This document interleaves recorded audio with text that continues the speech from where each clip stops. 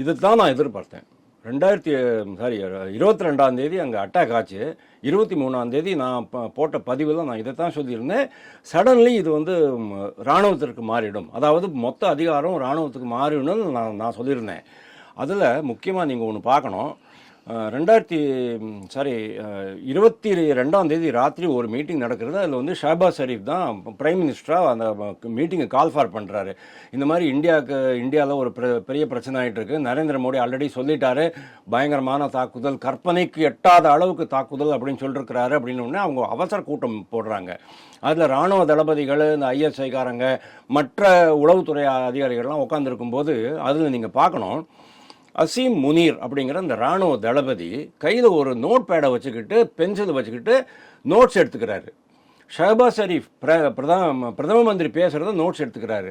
அதாவது இது ஒரு மாதிரியான கட்டமைப்பு மாதிரி தான் நான் அன்றைக்கி பார்த்தேன். இதுக்கு காரணம் என்ன அப்படின்னா, உலக நாடுகளுக்கு அவங்க சொல்கிறாங்க, ஒரு மெசேஜ் அனுப்புகிறாங்க. அதாவது இங்கே எலெக்டட் கவர்மெண்ட் இருக்குது, அந்த எலெக்டட் கவர்மெண்ட்டு தான் நாட்டை நிர்வகிக்கிறது அப்படிங்கிற மாதிரியான ஒரு கட்டமைப்பை, பிம்பத்தை ஏற்படுத்தணுங்கிறதுனால பண்ணுறாங்க. பட் ஆக்சுவலி ஸ்பீக்கிங் அவர் வந்து ஒரு பொம்மை தான். ஷஹபாஸ் ஷரீஃப் அப்படிங்கிறது ஒரு பொம்மை பிரதமர் தான். பாக்கி எல்லா கண்ட்ரோலும் இவங்க தான். பாகிஸ்தானை பொறுத்த வரைக்கும் நீங்கள் பாருங்கள், எந்த ஒரு எலெக்டட் ரெப்ரசன்டேட்டிவ் வந்தாலும் கூட, கவர்மெண்ட் வந்தாலும் கூட, அல்டிமேட்லி அந்த ஆட்சி எப்படி கவிழும் அப்படின்னா, அந்த பிரதமருடைய முடிவு எப்படி வருது அப்படின்னு சொன்னால், அவர் ஆட்டோமேட்டிக்கலி ஜெயிலுக்கு தான் போகணும். ஜுல்ஃபிகர் அலி புட்டோ காச்சு, பெனசீர் புட்டோ காச்சு, அதுக்கப்புறமா இவருக்காச்சு, நவாஸ் ஷரீஃப் காச்சு. நவாஸ் ஷரீஃப் வந்து நாடு விட்டு ஓடிட்டார், இப்போது இங்கிலாண்டில் தான் இருக்கிறார் அவர். அதுக்கப்புறமா இம்ரான் கான் இன்றைக்கி கூட ஜெயிலில் தான் இருக்கிறார். இவங்க எல்லாருமே எலெக்டட் பிரைம் மினிஸ்டர்ஸ் தான். இதே தான் இவருக்கும் ஆக போகிறதுங்கிற அவருக்கு நல்லாவே தெரிஞ்சாலும் கூட, அவர் வந்து இம்ரான் கான் வெளியே போன பிறகு அவரை இறக்கினதுக்கப்புறமா இவரே வந்து ஆட்சியை பிடிச்சாரு அப்படிங்கிறத நம்ம பார்க்குறோம்.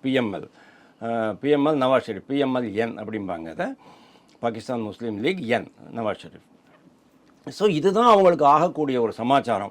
ஆனால் நீங்கள் சொன்னீங்க, இந்த அசீம் மாலிக் அப்படிங்கிறவர் வந்து இதுக்கும் வந்திருக்கிறார். அதாவது 2 முக்கியமான ஒரு பொறுப்புகளை ஒருத்தர் நியமிக்கிறார் அப்படின்னா, நீங்கள் இதுலேருந்து என்ன தெரிஞ்சுக்கணும் அப்படின்னா, இந்தியாவுடனான இந்த சடன் பிரச்சனை இருக்கு இல்லையா, அதாவது இந்த தீவிரவாதிகள் வந்து ஹிந்துக்களை செலக்ட் பண்ணிட்டு 25 பேரை கொண்டாங்க, அதில் ஒருத்தர் முஸ்லீம், 26ஆவதா.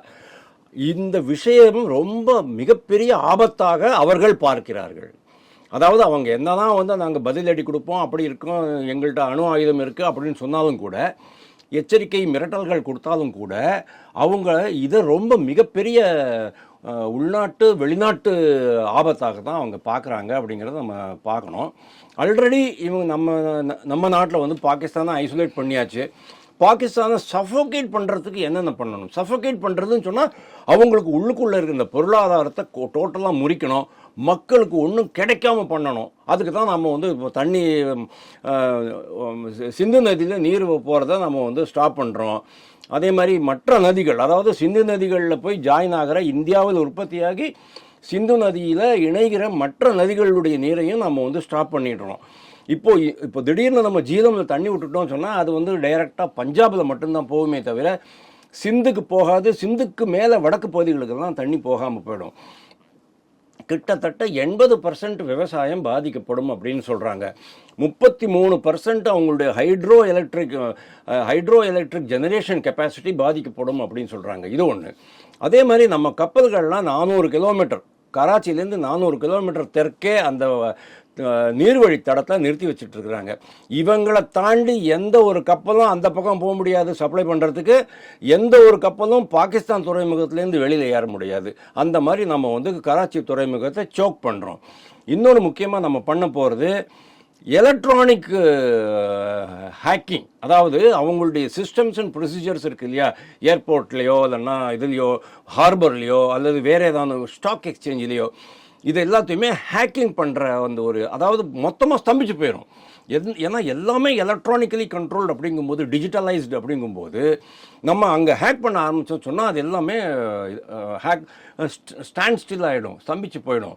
அதனால திருப்பியும் பொருளாதாரம் முடக்கப்படும். ஏற்கனவே அவங்களுக்கு வந்து உணவுப் பொருட்கள், கோதுமை, எண்ணெய் கூட அவங்களுக்கு வந்து வெளியிலேருந்து தான் கொண்டு வர வேண்டிய ஒரு அவசியம் இருக்குது. ஸோ இந்த மாதிரி நம்ம பண்ணிகிட்டு இருக்கும்போது அவங்க நேச்சுரலி அதை வந்து சீரியஸாக எடுத்துகிட்டு இருக்காங்கங்கிறது தான் உண்மை. இராணுவம் ஏன் கைப்பற்றும் அப்படின்னு நான் சொல்கிறேன் அப்படின்னா, இராணுவம் தான் எல்லாத்துக்குமே.